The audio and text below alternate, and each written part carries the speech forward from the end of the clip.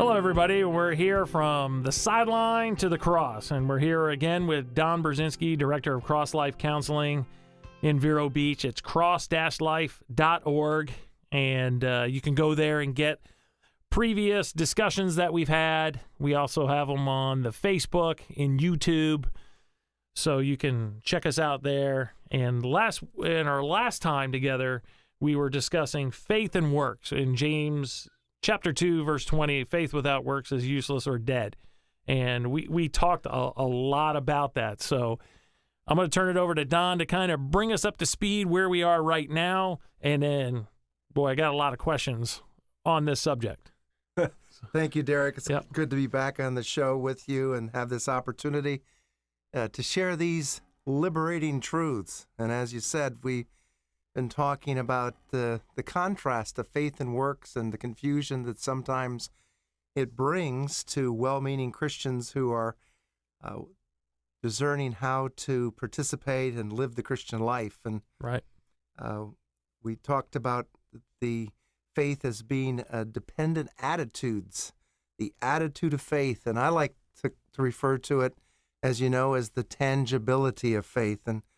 And some of our listeners have wanted to know, okay, so they're attitudes of faith, but how do these attitudes of faith translate into actions? In other words, if faith without works is useless, then how do attitudes, as we said, how do they turn into works?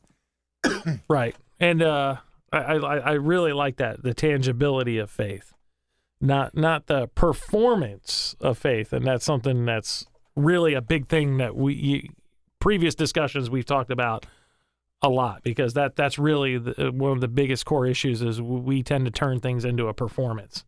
Right. And when you're thinking of tangible things, you're talking about something that's visible, right? Something that's evidenced.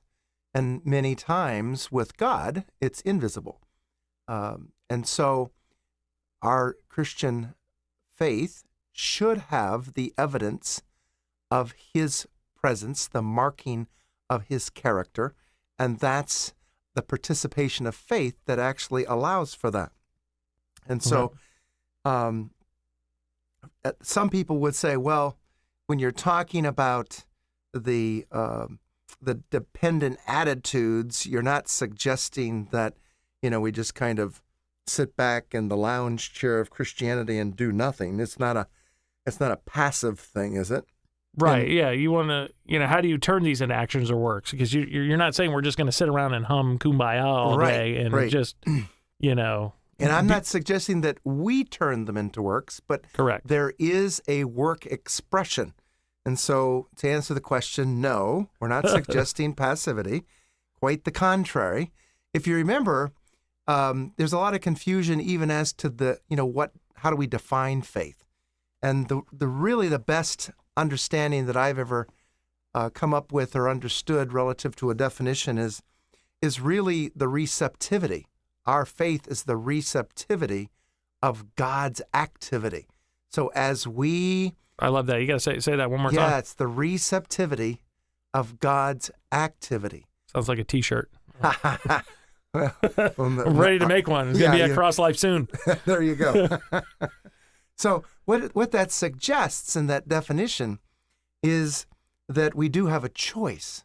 You see, God didn't create us these little machines or robots. He created us as choosing creatures to participate in this love affair of the triune God. So faith allows us to choose to participate with God and experience His activity, which we've called grace. Once again, grace is God at work. It's whatever God's up to, whatever God is doing is grace. And God is a doer, isn't He? He is a creator. He is a performer. Well, I think we talked about that too. We said grace, a lot of people take it as a passive word, and it's a very active word. Exactly. Okay. And so, as we've talked about in previous broadcasts, we've talked about this dependent attitudes of faith, because once again, we are by design dependent and derivative creatures. And so our faith is a dependent, respectful attitude based on what God is initiating or doing. And that we could actually call that dependent attitude of faith the Christian's responsibility. Now remember, the moment we say the word responsibility, that we're not talking about a work on our part. It is a work, but the work is on his part. So it's a response to his ability. And so these dependent attitudes of faith, we might just call them differing facets of faith. Okay. Differing facets of faith. Yeah, that's a much better way to work at it. But, okay, what is the application of my faith activity, me being dependent? Okay. Before I answer that, Okay. let me just recap for our audience Right. what some of those differing facets of faith are, and then we'll talk about the application of them, okay? Okay, and just also for our listeners real quick, you can go to cross-life.org and you can hear some of these further discussions in more detail. So if you're hearing something and you're like, I'm a little unsure about that, he's using some terminology I'm not 100% comfortable with right now because I just kind of joined your discussion. Well, yeah, just feel free to go back, go to the site, cross-life.org, or you can go on the Facebook page, a YouTube channel where we put a lot of these discussions, and they're in little, like 20-minute, 24-minute nuggets, I'm going to call them, so you can digest them a little bit at a time. You don't want to get the 20-pack meal. You want to get the 6 meal. You know what I'm saying? Yeah, bite-sized portions. Yes, right? That's it. Digest it first. In fact, Derek, when they go to our website, there's a link there that actually takes people to our podcast site. Right. And so, the address there is a little longer, but it's CrossLife's tag name, that others may live. And so the podcast is, www.thatothersmaylive.podbean, BEAN.com. And so there are all the shows. And so it's quite a catalog now where people can actually share with friends. This is great for folks on, the mission field, people that want to advance their understanding of the Christian life. It's a right, resource. and we're also doing this as opposed to, maybe they're a little intimidated to come to a 6-hour seminar. So you can get this in 24 minutes at a time. If you have a really busy schedule, maybe you put this on while you're getting ready for work in the morning. Start your day off with something positive, give you something, a little more spiritual to think about all day than, flipping burgers or whatever else you do. Not that there's anything wrong with flipping a burger. No, because I'm there eating them all day. So there's absolutely nothing wrong with that. So these differing facets of faith, which express the work of God's grace activity, we talked about them. There are 5 tangible attitudes of faith: reckon, submit, present, abide, and rest. So to reckon is faith counting on the reality of God's activity. I love that.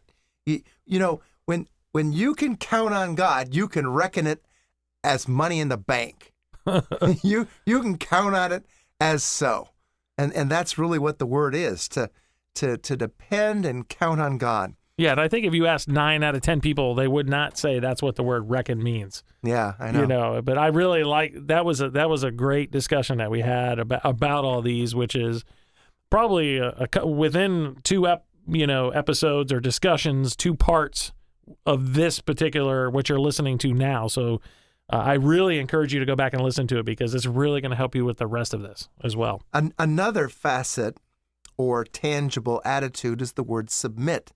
To submit is faith yielding to God's authority. Frankly, we're all under authority. Right. And there's no one better to be under authority to other than a loving, gracious God. Okay, say that one more time because submit is not a dirty word. No. This is what it's talking about. To submit is faith, which is the receptivity of God's activity. Submit is faith yielding to God's authority. God knows what he's doing. God's in charge. No better person to submit to and allow for the expression of his good works through our lives than God himself. The next facet of faith is to present. To present is faith offering ourselves to the rightful owner. God obviously is the rightful owner, is he not? Yes, he is. The next is to abide. To abide is faith remaining where God puts us. And lastly, to rest is faith enjoying God's activity, which is his work of grace. So, when we're resting, we're enjoying, we're participating by actively resting in him. And that will lead us to the question that you asked, what is the application of my dependent faith activity? And the application of faith always has to do with our receptivity to God's activity. That's how we've defined faith. We could refer to the application another way. We could call it the disciplined activities of faith. The disciplines of faith. And again, it's all initiated by the Lord. It's not by us. It's his work through us, correct? Exactly. Okay. You are catching on, Derek. Hey, I get this stuff a little slow, but we're going to take a quick break, and we're going to pick up right after there. And we have a whole bunch of questions. I don't even know if we'll be able to get to them all in today's show, but that's why we have so many of these. So we'll be right back. Sometimes it feels like I'm watching from the outside. Sometimes it feels like I'm breathing. But am I alive? I won't keep searching for answers that aren't here to find.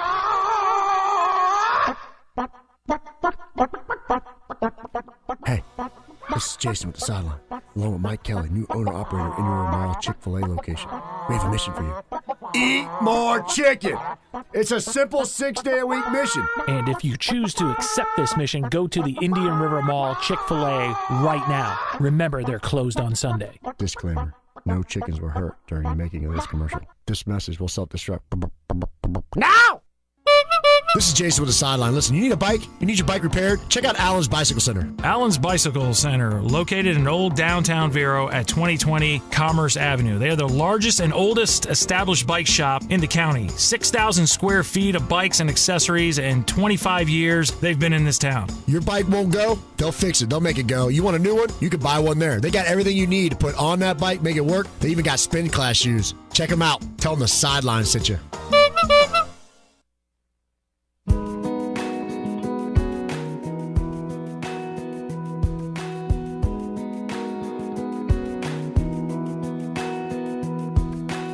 Sometimes it feels like I'm watching. All right, and we're back here with Don Brzezinski, Director of Cross Life Counseling, and we're just having some discussions here talking about the cross life and what it means to be a Christ one. So we left off, we talked about the tangibility of faith and being dependent on there, and then we went right into discipline choices for the person. So that sure sounds like a checklist coming at me again, doesn't it? That's what it sounds like to me. That sounds like someone's about to tell me to start stacking chairs. Okay. Boy, you're very observant, Derek. Okay. Dope. The word discipline tends to conjure up thoughts of performance, doesn't it? It sure does. Because of many people's religious or ecclesiastical training. Boy, that's what's been heaped on a lot of folks over the years, hasn't it? Right. But what we're talking about is a disciplined activity of God's grace activity. Okay. So, once again, as we referred to earlier in previous shows, the imperative commands of the New Testament actually advise the Christian to abstain from certain activities, to engage in various other activities. But you can't do that apart from him. Exactly. So that would be the indicative. Right. Yeah, exactly. it's because Christ it's is him. the indicative of it. He's the indicative of Absolutely. So whether they're negative or positive, these activities are not self-generated. We're not the source or the means of accomplishing these activities. Could you phrase this as discipline participation? Absolutely. That'd be good. Because that might be a little easier. Used way too many $5 words before. Okay. So it's part of our choice of faith, isn't it? Right. So this disciplined activity of faith is our choice to participate in God's doings. So we are at the same time choosing to abstain from certain behavior that is not characteristic of God, which is basically satanic expression. And Satan's behavior is what? It's sinfulness and selfishness. So obviously, to be disciplined in our faith is to understand that certain behavior or activities are not characteristic of God, and we're not going to give ourselves to those kinds of activities. But the reason we're able not to, or the reason we're able to participate with God, is because we're allowing the divine activity of Christ to either surpass or overcome that which is contrary to our identity in Christ. Okay. Now, could you, in the common vernacular, let's say, right? We did talk about being a vessel. So your participation is just basically being that vessel, correct? For his activity. A vessel that is being used as designed, where there's an active participation. Right. So it's not just something sitting in the port. Right. But it's actually, moving out of port. Right. You're a vessel for transportation. You're getting ready to go. You got to get out there and transport his activity. Right. You're not the engine running it, but you're a part of the process of it.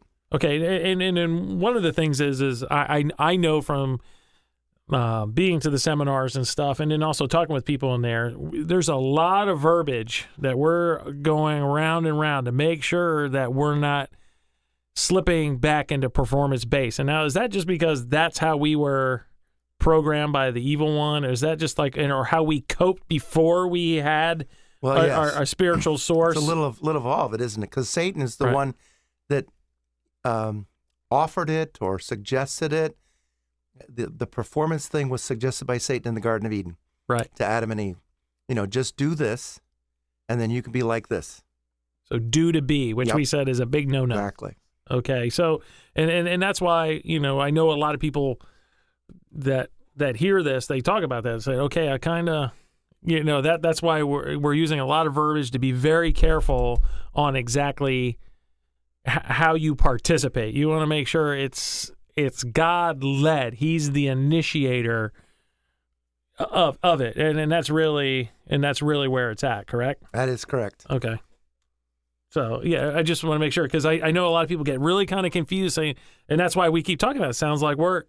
It isn't work, and it isn't. It's really, God's at work. He was a creator, so he's a hard worker. I mean, if you think about it, you go out, build a house, and you think you did something, he built the universe. So, right? So he's a hard-working God. That's all there is to it. So there's nothing passive about any of it. So we're not suggesting you sit around, but we just have to make sure your motivation is, somebody at a church didn't say you have to do this, you need to do this to do this, and you just need to participate what the Lord's actually doing, wants to work within you and through you. And the problem is you can, while starting off that way, get easily sidetracked, can't you? Yes, you can. People get sidetracked by either or. Either putting all the emphasis on the attitude, okay, which then tends to not have any activity, or all the emphasis on the works, which tends to become all performance. So, we're not talking about either extreme. We're talking about the Christ in you.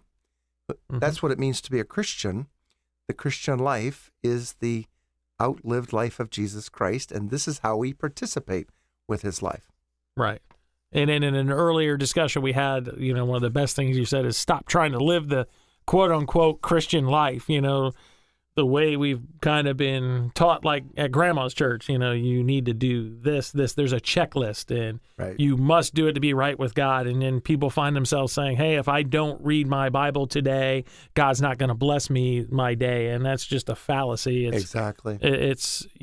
He's done everything for us. All we have to do is be receptive and participate along with what he's already doing. And it's nothing that we can do. And we all know, because we've read the Bible, it says that apart from Christ, we can do nothing. So, I mean, I don't think it gets more black and white than that. A lot of people say some of this is confusing. I don't know. That sounded pretty easy to me. Yes. I don't know. So where does that bring us to? What, are our choices, or, these deliberate choices, our performance, or they work? Well, it's his work. Right. The Christian's responsibility in these disciplined choices are really an agreement with God. Right. That's what they are. Yeah, he's already at work. We just need to agree with Right. them and go along with them. The Christian is responsible to make disciplined choices to abstain or engage in various activities. Paul advised Timothy, for example. He said, discipline yourself for the purpose of godliness, 1 Timothy 4:7.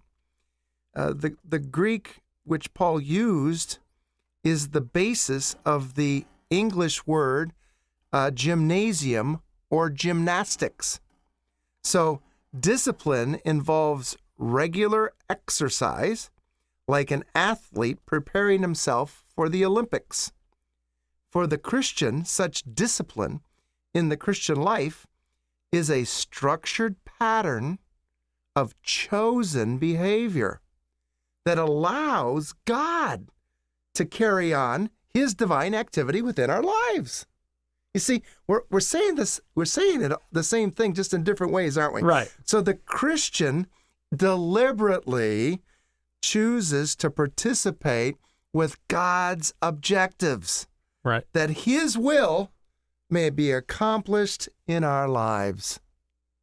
Now, what Christian doesn't want that to occur? Right. You see? But why is it so difficult?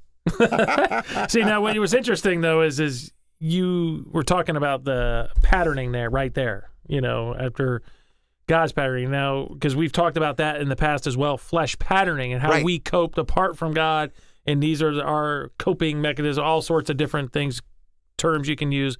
But it's what we call flesh patterning, and that's what we sometimes give ourselves over to. Well, flesh patterning has to do with the characteristics or the memories or the character expression of sin, which is of Satan. Right. This type of disciplined pattern is what Christ is doing in us in renewing the mind. Right. So it's almost like he's trying to overwrite the other patterns. Well, Would you it's call not it that? so much overwrite, but just as he renews our mind, this new way of living, it's kind of, now it becomes the default of how we live.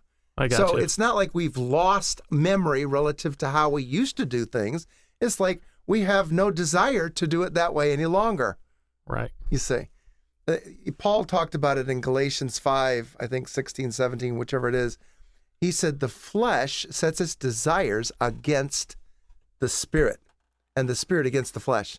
These two are contrary one to the other, so that you may not do the things that you please. You please to participate with Jesus because that's who he's made you to be. See, I like that. See, you make it sound so easy, Well- and we always have all these questions because we sure like to muck things up, don't we? I'm afraid we have. Yeah, we have. So I think we're coming up on the long break, so this is probably a good place to stop.